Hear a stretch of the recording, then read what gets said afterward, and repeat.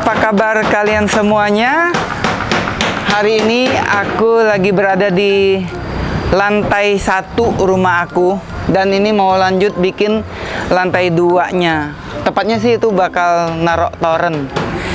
Dan hari ini aku mau mengambil daun si kentut. Kita mau bikin onde-onde si kentut.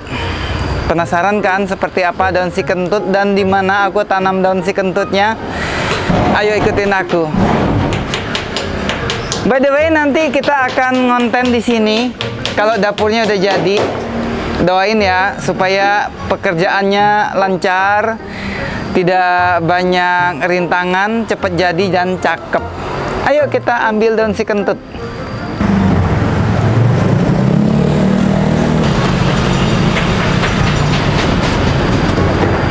Jadi ceritanya aku tanam daun si kentut tuh di bawah. Dan bibitnya ini dikirim oleh enci aku, oleh Cece Ajan dari Bangka. Dari bawah dia merambat tumbuh sampai ke atas ini. Dan ini bunganya nih. Bunganya bagus banget ya, walaupun namanya daun si kentut. Bunganya cantik dan sebetulnya dia aromanya nggak bau kentut ya. Dan aku mau ngambil yang agak lebar-lebar daun si kentutnya, ada di ujung sana.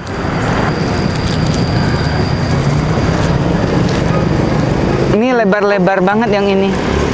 Ini aja deh, tuh. Lebar-lebar dan muda. Tapi susah ya. Ternyata dia kuat banget megangnya. Tuh. Kalau tarik paksa nanti dia mati. Maaf ya daun si kentut. Putus. Tuh kan. Kasihan tahu. Jadi walaupun tanaman ini tidak bisa bicara, aku tetap kasihan kalau harus tarik putus dia. Seperti ini nih daun si kentut nih, lebar-lebar banget. Putus. Putus dianya. Ini bisa ditanam loh. Ditancap aja nih langsung tumbuh lagi. Udah buat bibit lagi deh. Mesti dari sebelah sini ngambilnya. Nah, banyak banget yang nanya di mana bagian atapnya yang bocor. Bukan di sana, bukan di sini, tapi di sini nih sahabatku. Tuh. Jadi waktu itu yang bocor talangnya ini yang mampet. Di sini yang mampet. Dan atap rumah ini yang sudah mulai meleot. Juga rumah yang satunya lagi. Tuh. Jadi ini dua rumah ini juga yang rencananya mau aku bongkar. Kalau rumah di sini ukurannya nggak terlalu besar. Tanahnya 90 meter per satu unitnya. Jadi ini kalau dihitung unitnya totalnya tuh ada 4 unit itu ya. Nanti rencananya ini akan digandeng jadi satu, akan kita jadiin ruko gitu. Ayo kita lanjut petik daun si kentut.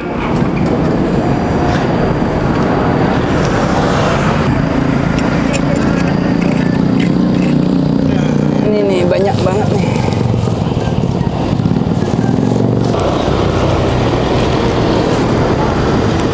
Sahabatku, coba lihat bunga daun si kentut tuh bagus banget loh. Selain bunga si kentut, di sini juga ada bunga wundani. Ini harum banget. Ada yang bilang ini melati Belanda. Ini cakep banget. Aku juga ada tanam bougainville macam-macam warnanya. Ada bunga telang juga. Tapi bunga telangnya lagi nggak berbunga. Ini bunga telang nih. Kita balik dulu. Jadi ini perbatasan rumah A, B, dan C ceritanya gitulah ya.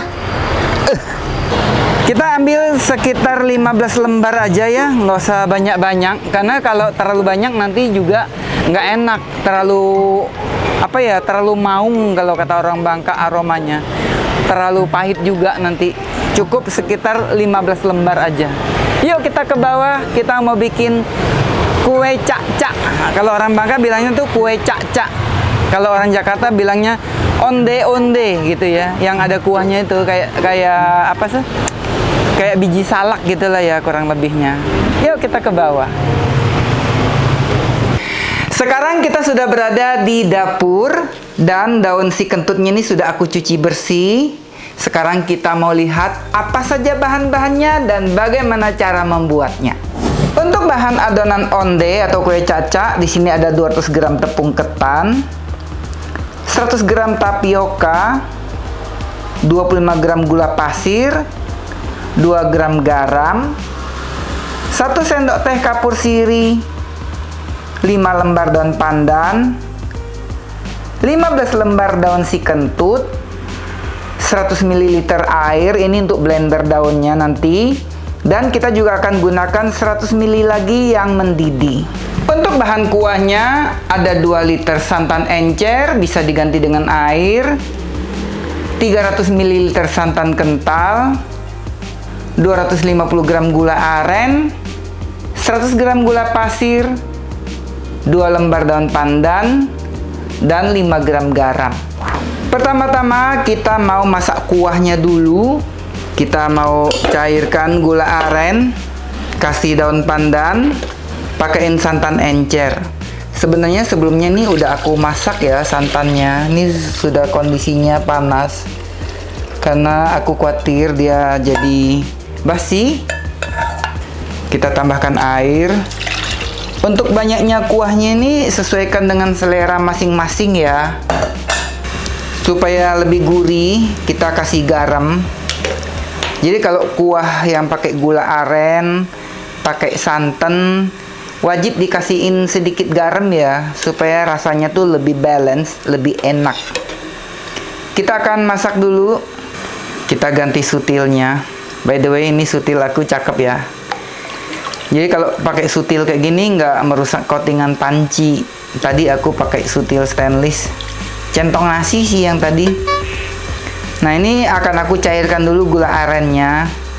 Kemudian nanti akan kita saring supaya benar-benar bersih. Jadi kalau kita mau masak kuah kayak kuah kolak gitu, wajib banget dikasih sedikit garam supaya dia lebih gurih. Jadi ini ceritanya rasanya tuh ya kayak kuah kolak ya. Nah, ini kebetulan di atas kan ada tukang yang sedang kerja nih. Nanti sebagian akan aku berikan ke tukang-tukang juga supaya mereka bisa mencicipinya. By the way, buat kalian yang nggak tahu nama daun si kentut, kalau orang Jawa biasanya bilangnya nih daun sembukan, atau ada juga yang bilang daun sembuan, ada juga yang bilang daun kentutan gitu ya. Karena kalau diucek-ucek gini ya, dilumatkan lalu dicium tuh persis kayak bau kentut mentahnya gitu ya. Tapi kalau udah mateng dia hilang sih aroma kentutnya, malah berubah jadi wangi gitu kuenya. Wangi kentut. By the way, kalau kalian dengar ada bunyi peletuk di atas, itu aku lagi bangun dapur ya. Ini dapur sementara aja. Jadi ini kompornya juga kompor lama yang aku bawa ke sini. Meja dapurnya nih meja corner ya, meja sudut yang aku pinjam sebentar. Aku alaskan dengan keramik nih sahabatku nih. Ini keramik murah gitu ya. Nah, supaya aku bisa ngonten sementara, dapurnya sedang dibongkar. Karena rumah aku yang di sebelah lagi itu atapnya mau ambruk. Nah, yang kalian lihat tadi itu yang dari atas. Nah, itu biasanya aku ngonten di bawahnya. Nah, karena kondisinya sudah tidak aman, jadi akhirnya aku memutuskan untuk merenovasinya. Gitu ceritanya. Dan sepertinya gula arennya sudah cair. Kita akan matikan kompor. Kita mau saring dulu sebentar ya untuk memastikan tidak ada kotoran di dalam gula arennya. Kita mau saring, hati-hati ya, kadang-kadang nih daun pandannya bisa tuh kan.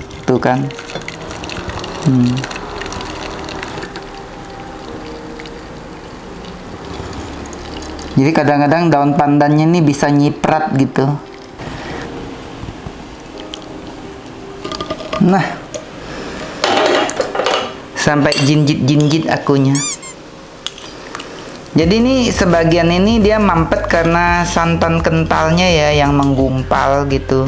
Sejauh ini sih gula arennya ini cukup bersih sahabatku, nggak banyak kutu atau kotoran. Karena ini aku pesan khusus nih dari Tasik gula arennya ini. Tuh ya, bersih loh, nggak ada kutu, nggak ada apa-apa nih. Jadi yang mengendap ini adalah santan kental yang udah menggumpal. Kita mau kembalikan lagi ke casserole pan.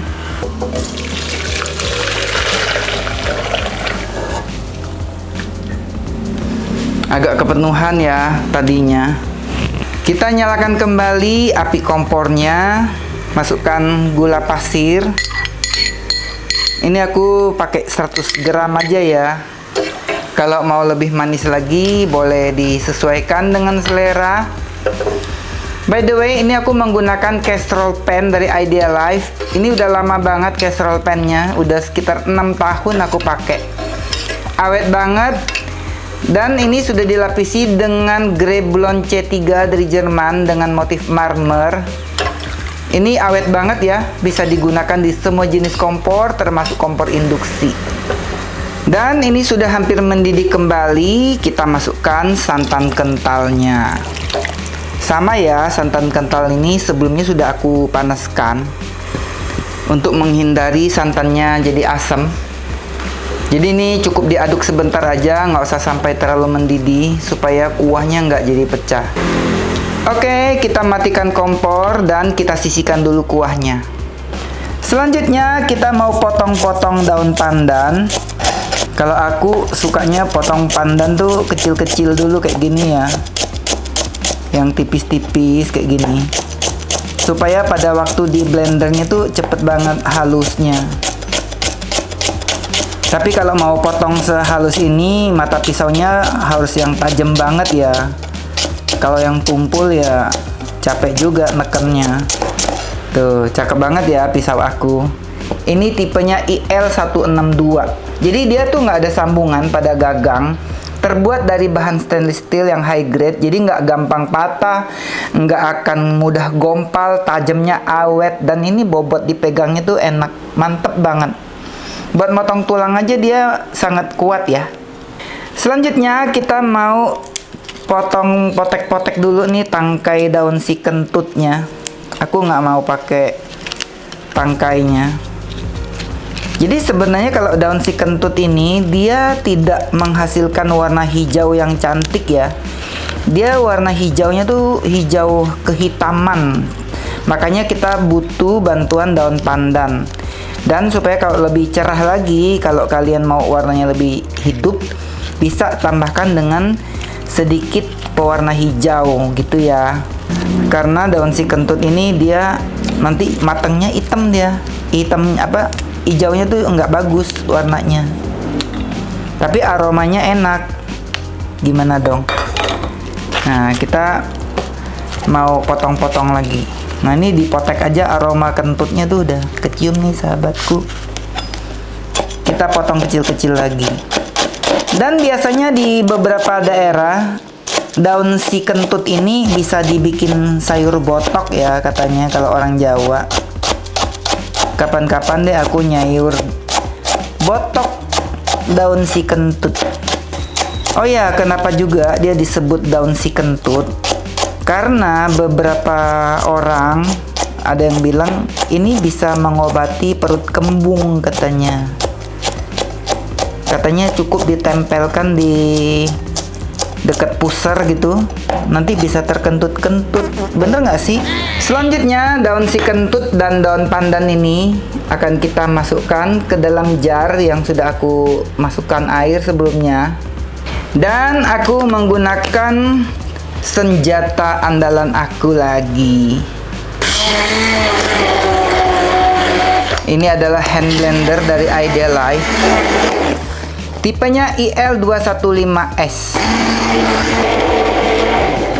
Sudah halus. Lihat, ini gampang banget ya, tinggal diputer, dilepaskan, dan cukup cuci ininya aja. Nggak usah cuci satu blender gede. Kita mau saring dulu.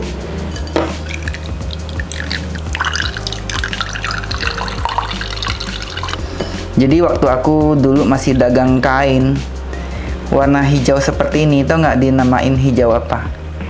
Hijau tai kuda. Selanjutnya kita masukkan tepung ketan, gula pasir, kasih sedikit garam. Kita aduk rata dulu. Dikasih sedikit garam dan gula ini supaya nanti adonannya tuh ketika dimakan tuh ada rasa gitu ya, nggak yang hambar. Kita siramkan dengan air mendidih dan kita aduk. Jadi air mendidihnya yang 100 ml ini tidak akan mematengkan seluruh adonan ini ya. Tapi kita membutuhkan bagian yang kayak setengah mateng gini, supaya nanti pas diulen dia nggak pecah-pecah adonannya. Kita ulenin menggunakan tangan aja ya, supaya lebih gampang. Nah, pada tahap ini sambil kita masukkan endapan daun si kentut dan daun pandannya.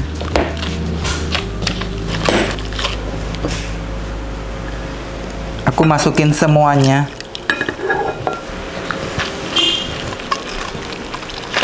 Ini dikarenakan aku menggunakan liquid yang cukup banyak, otomatis ini nanti akan kelembean ya. Nah, makanya nanti akan aku tambahkan lagi dengan tepung tapioka supaya nanti bisa dibentuk gitu. Kalau seandainya tidak menggunakan daun si kentut, kita kan tidak membutuhkan liquid. Takaran 100 ml air tadi itu udah pas.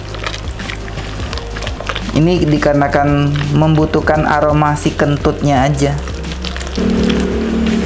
Nah, dia jadi seperti ini. Ini kayak yang lembek banget gitu ya. Kita masukkan tepung tapioka.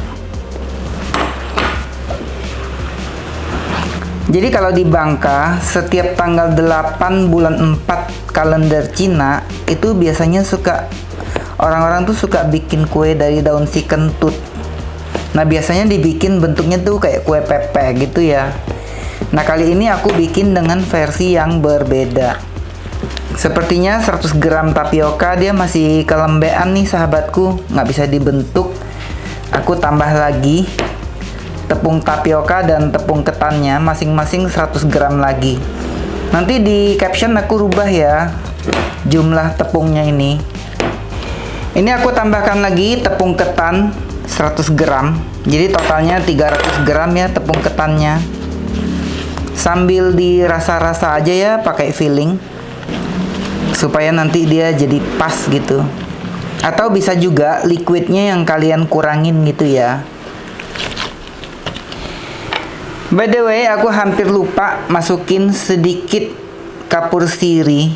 Sedikit aja ya, jangan kebanyakan. Ini sekitar 1 sendok teh gitulah ya. Jadi kenapa ditambahin dengan kapur sirih? Aroma kapur sirih di adonan ini menjadikan lebih enak rasanya. Ini masih terlalu lengket.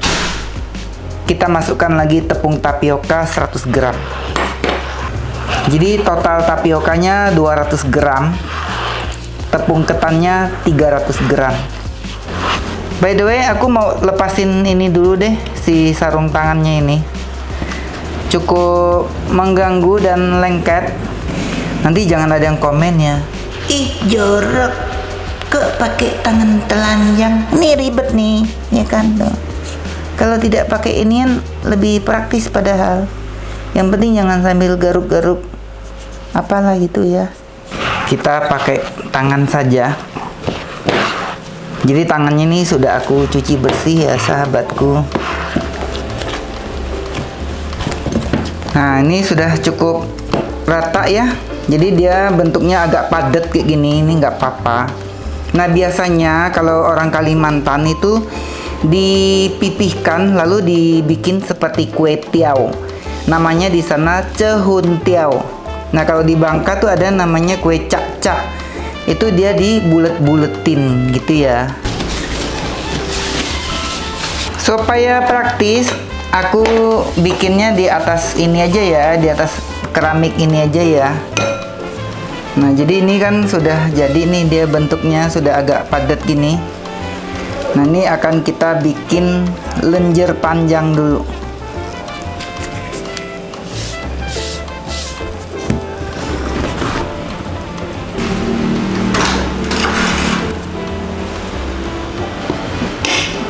Nah, kita bikinnya kecil-kecil kayak gini. Nah, seperti ini ya. Nggak usah dibulet-buletin, nggak apa-apa, cukup gini aja. Kita kumpulin dulu.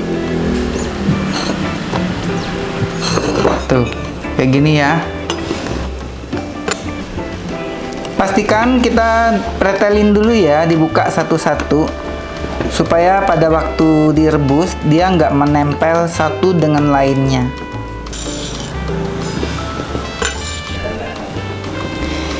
Sisa sebagian adonan ini mau aku bikin seperti kue tiaw ya. Kita akan gilas pakai botol.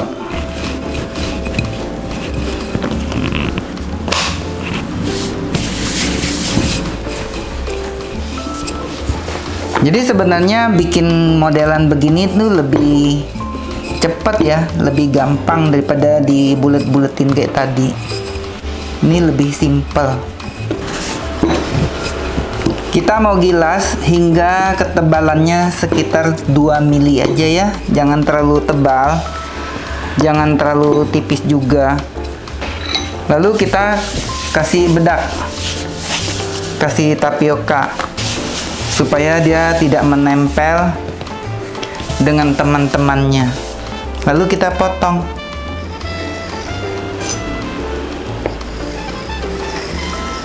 Nah, potongnya nih panjangnya disesuaikan dengan selera aja ya. Ini aku nggak ukur. Mungkin sekitar 7-8 cm kali ya. Tuh, kita tumpuk kayak gini.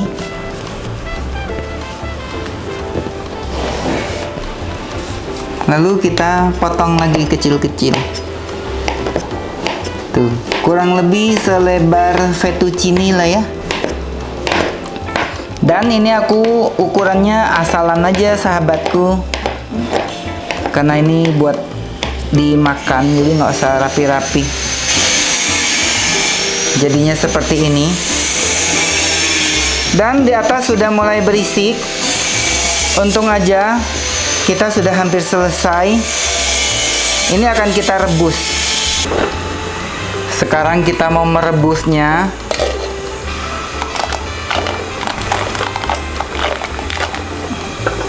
Dan akan kita rebus sampai dia mengapung.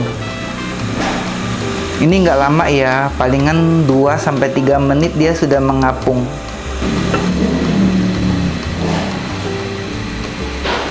Lihat, dia sudah mulai mengapung sahabatku. Tuh, cakep kan?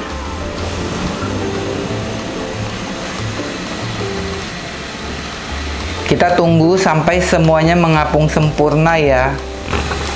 Kita masak sekitar 1 menit lagi supaya dia matang sampai ke dalam-dalamnya. Dan semuanya sudah mengapung dengan sempurna. Artinya ini udah matang sampai ke dalam-dalamnya. Kita angkat. Dan kita ceburkan ke dalam air es. Warnanya enggak yang hijau terang, tapi agak gelap. Tapi aromanya wangi ini, wangi daun si kentut. Nah, yang ini kita sisihkan dulu. Tuh, cakep ya, kayak boba. Selanjutnya kita mau merebus yang gepeng-gepeng, kayak kue tiaw ya, kayak fettuccine. Nah, biasanya orang Singkawang bilangnya ini tociakpan, karena istri aku kan orang Singkawang ya, suka juga bikin kayak gini. Sama ya, ini diaduk juga sampai dia mengapung sempurna. Tapi ini jangan terlalu diaduk banget ya, karena dia mudah patah. Karena ini kan dia tipis-tipis gitu. Nah, dia udah mengapung. Nah, dan yang ininya pun sudah mateng. Kalau ini cepat banget matangnya ya. nggak sampai 1 menit udah mateng dia. Kita angkat dan kita cemplungkan ke air es. Kalau enggak, dia menempel kembali dengan teman-temannya.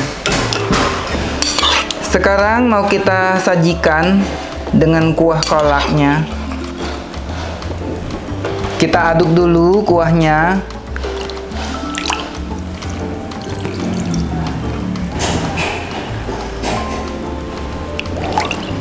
Ini bisa disajikan dengan kondisi hangat atau ditambahkan dengan es juga enak ya.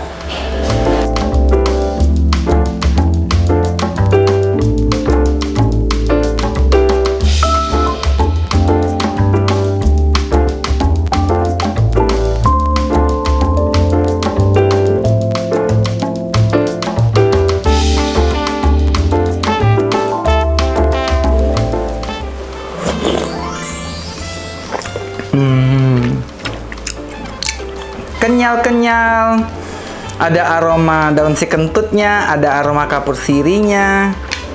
Ini mah 1 mangkok nggak akan cukup.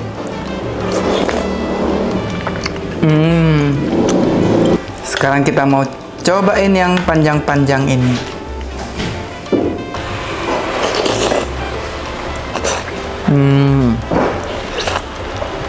Sejujurnya, kalau untuk tekstur masuk ke mulut, ini jauh lebih enak.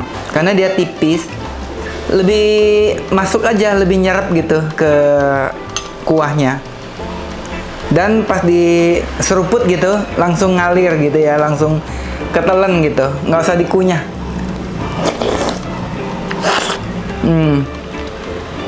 Enak banget. Kalian lebih suka yang bulat-bulat atau yang panjang-panjang kayak gini? Komen ya. Bye-bye.